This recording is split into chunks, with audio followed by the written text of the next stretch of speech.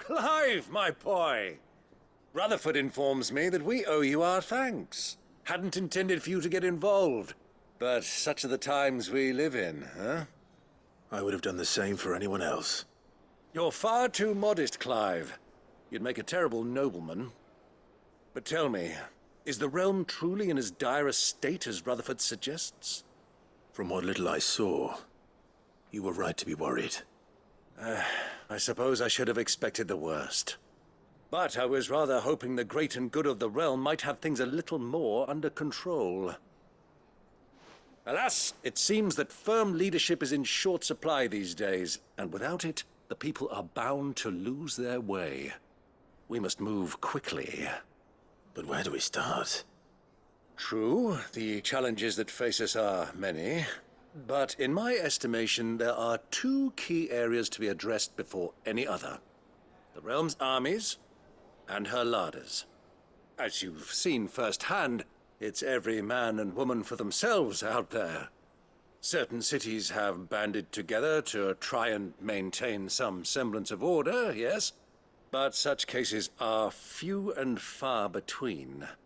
And yet, the only remedy for the chaos that faces us is unity. A unity that transcends even the borders laid down by our ancestors.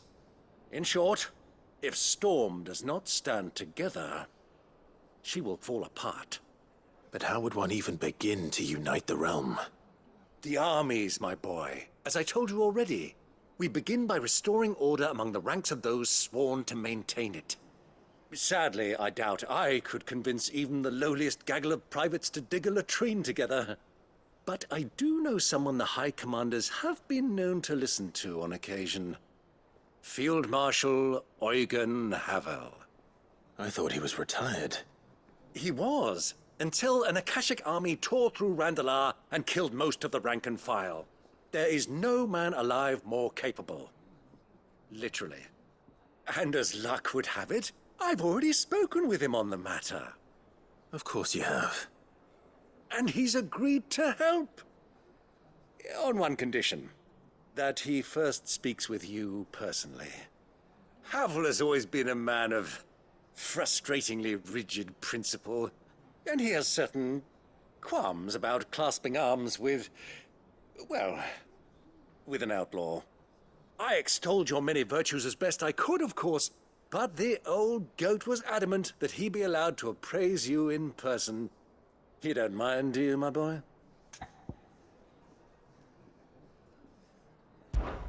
Of course not. As long as chaos reigns, we will never build a better world. I'll do whatever it takes. And if the Field Marshal wishes to speak with me in person, then so be it. That's the spirit. I'll leave for Randalar at once.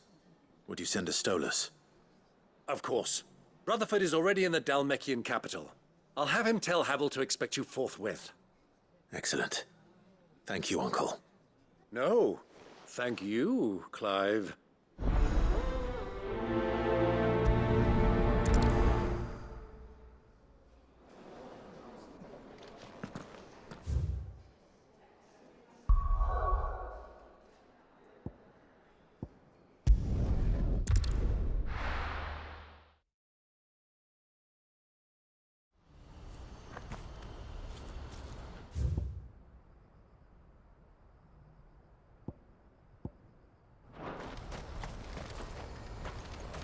Do you see that too?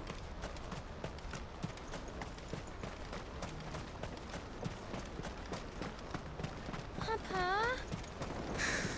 What is it? Oh, please. Just make it stop. I'm scared.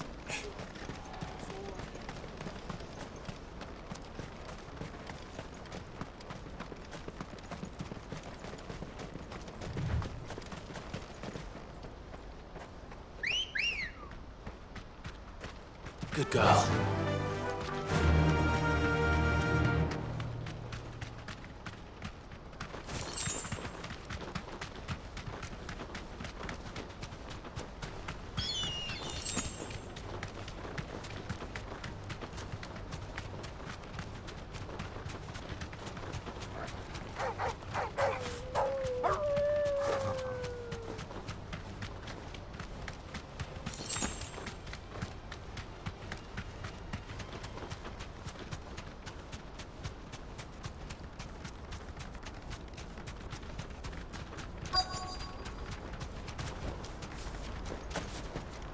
Can't be Rutherford, can it?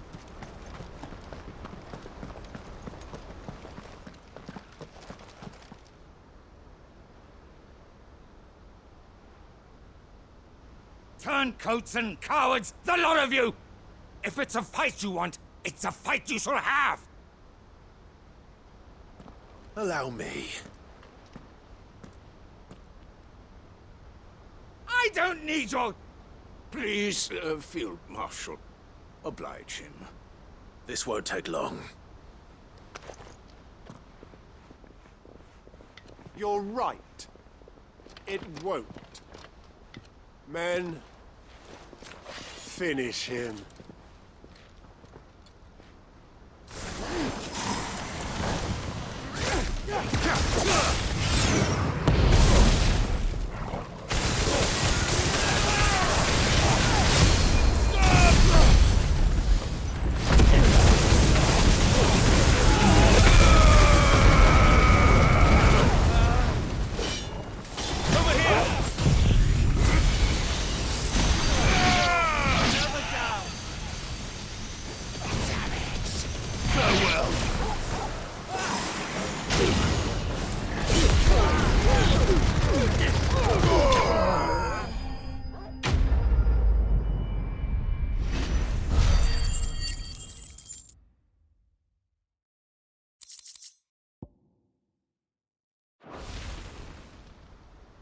A little longer than I'd have liked.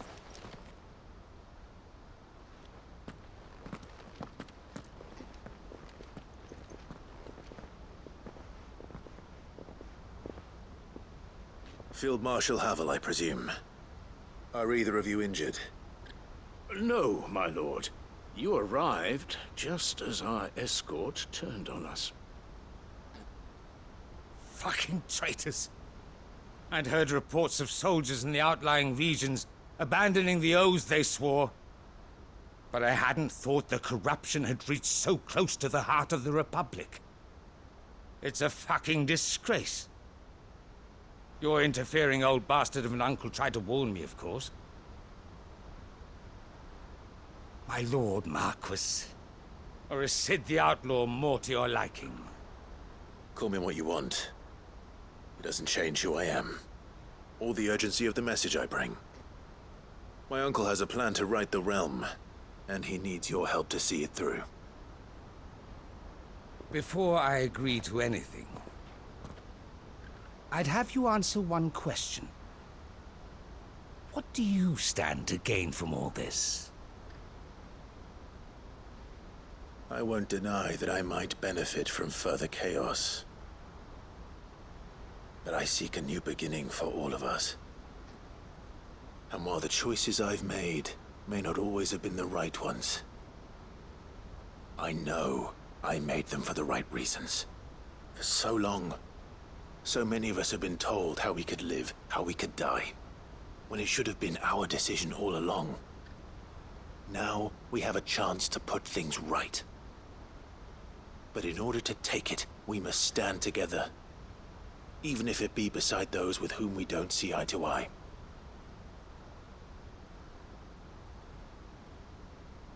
Certainly not the words I expected from an outlaw. But perhaps your uncle was right. You are no ordinary outlaw. I'll never hear the end of this. All right. I'll start by ordering my most trusted guard to bring the Dhalmekian fringes under control. Next, I'll make contact with my counterparts in the Imperial Army and see if I can't convince them to try and restore order in their own territory. Thank you, Field Marshal. But they are not the only ones we will need to convince. What do you mean? I don't doubt that I can bully some sense into a few generals. But those they answer to require a different kind of persuasion. And when it comes to honeyed words, well, we will need an envoy. One who can court even the most stubborn of statesmen. You, perhaps. I'm flattered. But I'm no diplomat either. And I have other problems to attend to. What we need is a skilled arbitrator. And I may know just the person. Is that so? And would he happen to be an outlaw too? Of a different kind, perhaps. Beggars can't be choosers. I suppose we'll all have to find a little of the outlaw in ourselves if we're to make it through this. Very well. Send your man to me right away. I shall.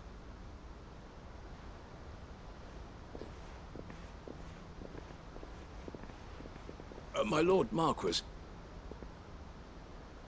your Lord Uncle bade me escort the Field Marshal to his manor in Port Isolde. And I will see that my associate joins you there. Very good, my lord.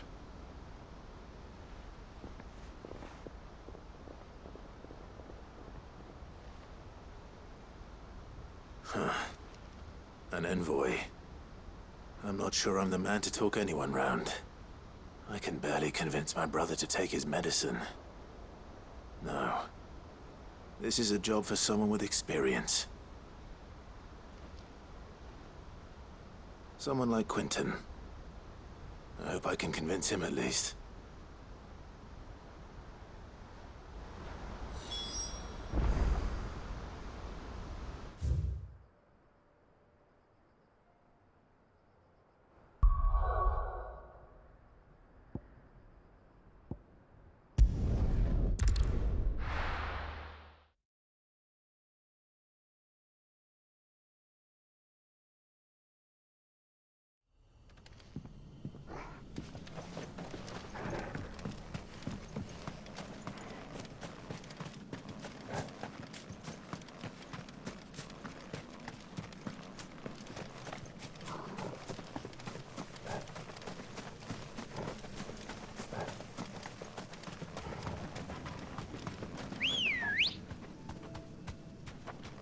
Let's go. Fly, Ambrosia.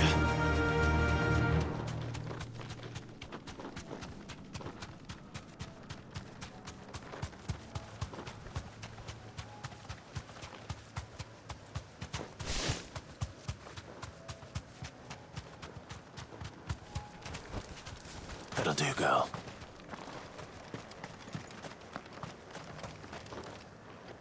Quentin. I have a proposal for you. Do you now? Something tells me you'll be asking more of me than a cask of Gotand gold. Go on, then. Propose.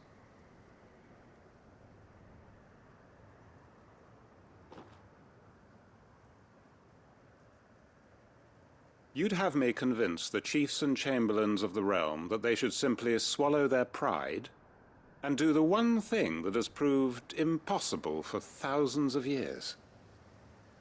Was there anything else? Perhaps I can fetch you a meat pie as well. I know it's a lot to ask, but I can think of none better suited to the role. And you'd have me give up what little I have left to do it. I told you, Clive.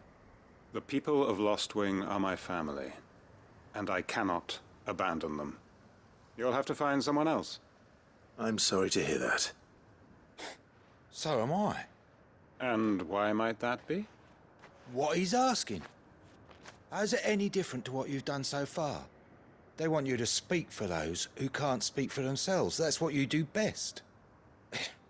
If it's the vineyard you're worried about, we'll see that the grapes are picked and the tons filled. You know we will. It's not that. Then what is it? You said yourself we're family. Don't you trust us? You know that's not what I'm... Then what are you saying? That only we are worth saving? Why turn your back on everyone else? You convinced us we could build new lives for ourselves, and if you can do that, who's to say you couldn't convince the entire realm? A stirring argument. I fear that any rejoinder I make might fall somewhat flat by comparison. So you'll join us? Where do you need me? Field Marshal Havel will want to speak with you in person. He's currently in Port Isolde. I can arrange for a party of Cursebreakers to accompany you there. That would be very much appreciated. I hear the roads are far from safe these days. Hopefully not for long. My uncle will want to know that his plan is taking shape.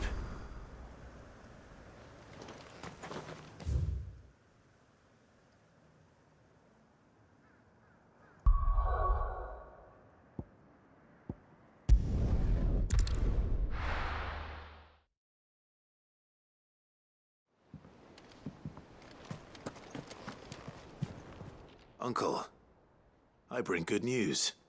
The Field Marshal has agreed to your plan. Ha! Of course he has. I didn't doubt you for a moment, dear boy. Rutherford is accompanying him back to your manor in Porter's Alder as we speak. They will await your return there. As will one other. One other? Who, exactly? Lord Havel was concerned that even if he could get the realm's armies to agree to an accord, he might not be as successful in convincing those with political power. He asked if I might have a solution, and I suggested a certain Imperial Lord Magistrate turned Liberator. One of your co-conspirators? Master Quinton would probably call me one of his. But yes. Another outlaw, then. Just the thing we need to put these rotten politicos in their places. Good thinking, Clive. I'm glad you approve. The more the merrier, eh? Uncle, assuming Havel and Quinton can solve our problem with the armies, you still haven't mentioned how we might manage the grain shortages. Oh, don't you worry, my boy. The 7 high houses will be seeing to that. They have all agreed to make the most generous of donations. Oh, of course, it did take a little persuasion, but luckily I had some unexpected help. From who? Why, you, my boy. Rumor has it that you rescued the Lady Ariane's head steward Rockford from a horde of bloodthirsty bandits. It was more of a handful. Well, the old battle axe was so pleased. She had a shipload of talents delivered to my private docks by the next new moon. And when the other houses saw the parsimonious old crone's purse strings finally loosen, they as good as tripped over themselves in the rush to follow suit. I'm happy to hear it. Now, I must be getting back to the manor. Join us there at your earliest convenience, would you? Of course, Uncle.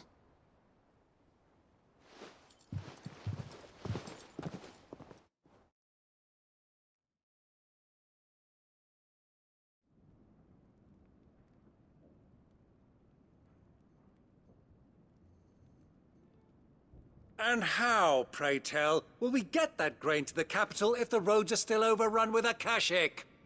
You find another bloody road. I only have so many men, and I'm not about to send them headlong into an ether flood. That is, unless you'd have them turn as well. Well, I'd certainly eat less. Says the man with a belly bigger than a band of curls. My soldiers actually need their rations. Without any food to keep them going, they'll be dead even before you've sent them on your fool's errand.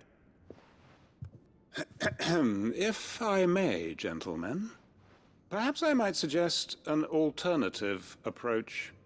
Though supply routes are indeed disrupted, there is no shortage of ships. Indeed, they bob away in every bay from here to Randalar, awaiting a safe haven. Allow them to make port and fill their bellies full of grain. And once those who crowd the cities are fed, ferry the displaced back to the countryside to work the fallow fields. But I'm sure that you wish to continue your discussion. Forgive the interruption. 2 such firm friends as yourselves need no help from the likes of me. Rutherford spoke fondly of the great bond between you. Us? Friends? I can't stand the man. Clive, I'm beginning to question the quality of the company you keep. And what kind of company were you expecting him to keep? The man's a criminal. Criminal? How dare you? You are not fit to breathe the same air as this fine, upstanding young gentleman. Upstanding? He calls himself Sid the Bloody Outlaw! Once more onto the breach.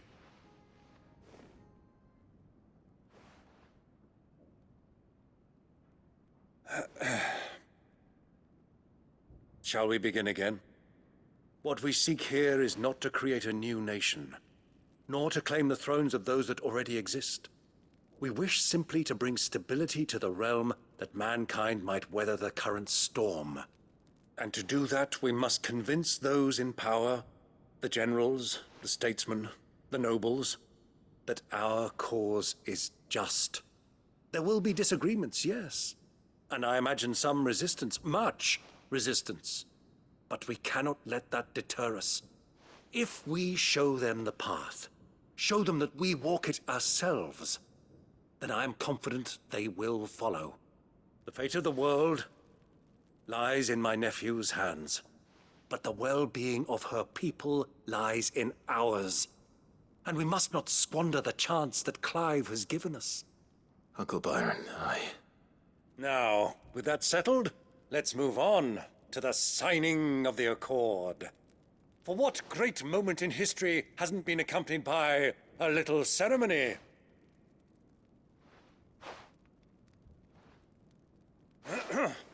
Citizens of Valisthea, I present to you the Tri-Unity. Rutherford, Mike Will.